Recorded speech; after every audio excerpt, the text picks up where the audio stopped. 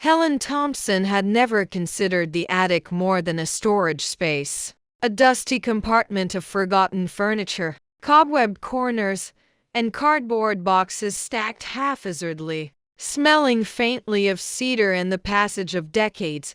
Yet that morning, sunlight spilling through the tiny attic window painted everything in a golden hue, as if inviting her into some long-forgotten secret. She climbed the narrow steps carefully, each footfall echoing softly in the still air, her hand trailing along the wall for balance, and paused when she noticed a stack of envelopes tucked behind old winter coats, their paper yellowed and fragile, edges curling from years of neglect. Her breath caught as she recognized the familiar handwriting, her own script, precise and flowing, addressed to Robert, her late husband, the man who had shaped her world, the man whose absence had left a quiet ache in her heart that had never fully healed. 5 years had passed since Robert's death, and in that time, Helen had gone through the motions of life with a quiet grace, tending her garden, volunteering at the local library, and maintaining a home that was too empty for her heart yet too familiar for her to abandon. Now, with the letters before her, each one a testament to a grief she had lived through privately, the weight of her emotions pressed against her chest, threatening to overwhelm her. And she realized these were not just letters, they were confessions, whispers to a man who could no longer read them, fragments of her soul left on paper. She ran her fingers over the top envelope, feeling the ridges of ink, the slight indentation of her penmanship, and memories flooded her mind in vivid clarity. Nights spent at the kitchen table with the soft glow of a lamp illuminating her determined expression as she poured every thought and feeling into these letters. Afternoons where she had sat by the window, staring at the tree swing outside, imagining Robert reading her words with a smile, or perhaps with surprise, or perhaps simply never at all. Each letter carried a spectrum of emotions: love, regret, longing, hope, and despair mingled in delicate, aching balance.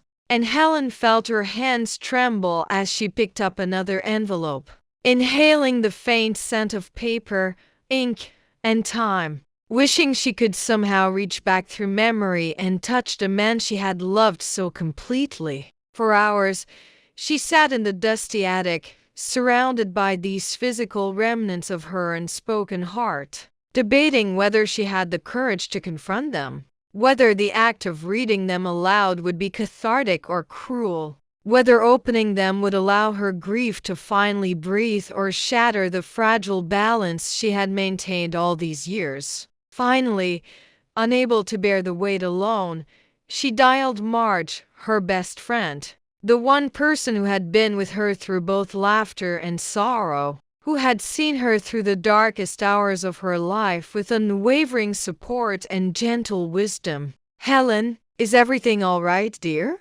Marge's voice was a comforting balm, familiar and warm, yet alert, aware that something had unsettled Helen to the core. I found something," Helen whispered, her voice trembling like a leaf caught in the wind. "Letters. I wrote them to Robert, but I never sent them." A pause. A sigh. Patient and kind. "Helen, maybe it's time. Read them. Not for anyone else. Just for you. Sometimes the words we keep hidden are the ones we most need to hear ourselves." Helen closed her eyes and nodded, though Marge could not see her, feeling a mixture of fear and anticipation.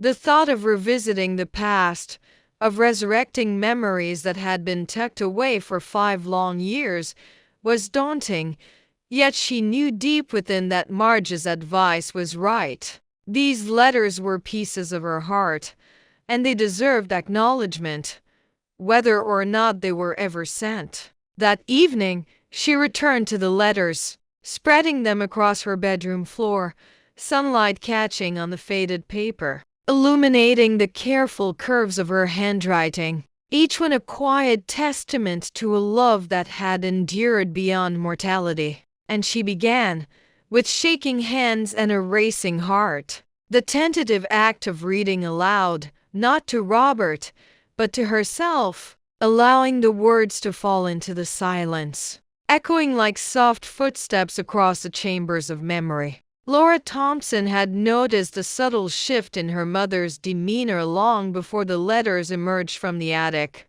The quiet retreats, the distant gazes, the way Helen seemed lost in thought even in the middle of conversation. And on an afternoon when the sun painted warm streaks across the kitchen floor, she approached her mother with cautious concern, placing a hand over Helen's as they prepared tea together. "Mom, you've been distant lately. Is everything all right?" she asked, voice gentle, inviting truth without judgment. Helen's eyes lingered on the delicate porcelain teacup in her hands, tracing the painted flowers as she gathered courage. I found letters," she admitted finally, her voice trembling.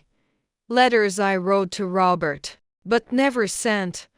Laura's expression softened immediately, understanding the magnitude of this revelation, and she squeezed her mother's hand, offering strength through presence. "Mom, maybe you should read them, not to relive the past, but to heal. Sometimes the words we fear the most are the ones that set us free." As Helen considered her daughter's counsel, waves of memory washed over her.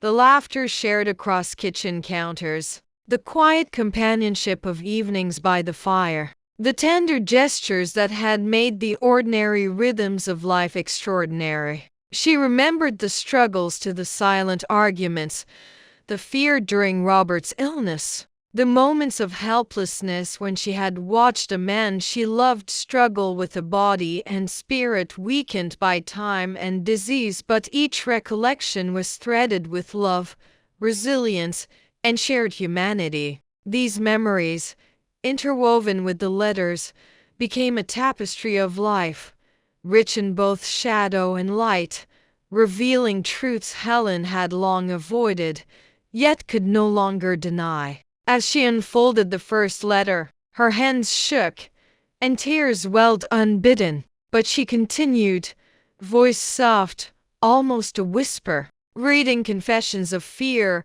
admissions of inadequacy, and declarations of unending love. The act of reading aloud became both ritual and therapy, each sentence a delicate excavation of the heart, each paragraph a step toward self-rediscovery and healing. Laura listened silently, absorbing not just her mother's words but the emotion behind them.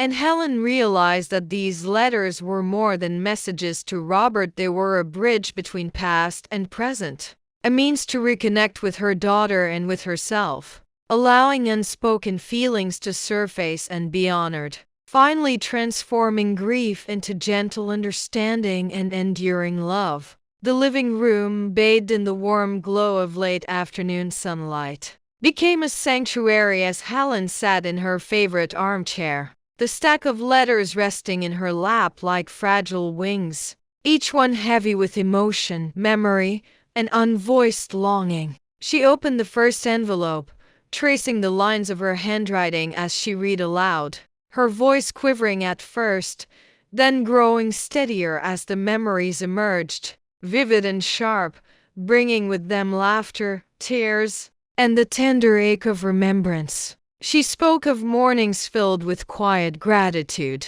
of shared jokes whispered across breakfast tables, of evenings spent holding hands by the fire, and of fears that had never been voiced. Fears that had seemed insurmountable in the isolation of grief yet found solace on paper. Each letter was a meditation on love, mortality, and the impermanence of life, a reflection not just of Robert, but of Helen herself, her resilience, and the depth of her capacity for emotion. Through these readings, she came to understand that grief was not merely absence. It was presence transformed, memory etched into every fiber of being, and the letters were a conduit to both remembrance and renewal. When she shared one letter with Laura, mother and daughter sat together in quiet communion, a shared understanding blossoming where unspoken pain had once resided. Helen realized that the act of articulating her feelings, of placing them in the world even when the intended recipient was gone, had a power all its own. It allowed her to reclaim herself, to acknowledge her own journey, and to open the possibility of love and connection once more, not just with the past, but with life itself. The unexpected knock at the door came on a quiet afternoon when sunlight painted long shadows across the wooden floor, and Helen opened it to find Daniel, a young man from the neighborhood who had helped her repair the broken fence weeks earlier, standing there with a kind expression and gentle presence, carrying a subtle warmth that immediately disarmed her apprehension. "I noticed some letters here the other day," he said softly, nodding toward the stack she had left on the table. "If you want to talk about them." "I'm here." Helen hesitated, a mix of caution and curiosity crossing her heart. But something in his demeanor invited honesty, a non-judgmental space where grief could be voiced and understood. Slowly, she began to recount the story of the letters, the years of grief, the emotions poured into each envelope.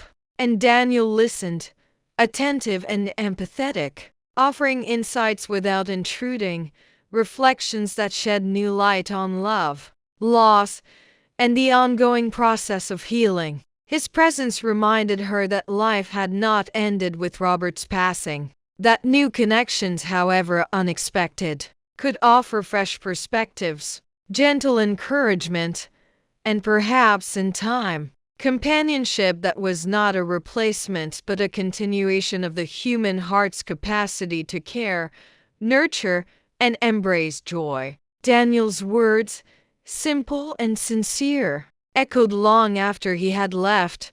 "The past shaped you, Helen, but it doesn't have to define what comes next." And for the first time in years, Helen allowed herself to imagine a future unshadowed by grief, a life that could hold both memory and hope, love remembered and love renewed. Weeks passed, and the sunlit garden of Helen's home became a space of reconciliation, celebration, and quiet revelation as she hosted a small tea gathering with Laura, friends and neighbors, reading aloud a final letter not to Robert, but as an affirmation of life, self-love, and renewal. Tears and laughter mingled as stories were shared, hands held, and hearts opened, and Daniel, quietly observing, offered support without expectation, simply presence. A tender reminder that companionship need not always be loud to be meaningful. Helen's days began to fill with rhythm once more, walks in the park, tending her flowers, exchanging smiles with neighbors, laughing with Laura over small, intimate moments, and savoring the ordinary beauty of existence. Daniel's visits became a comforting ritual,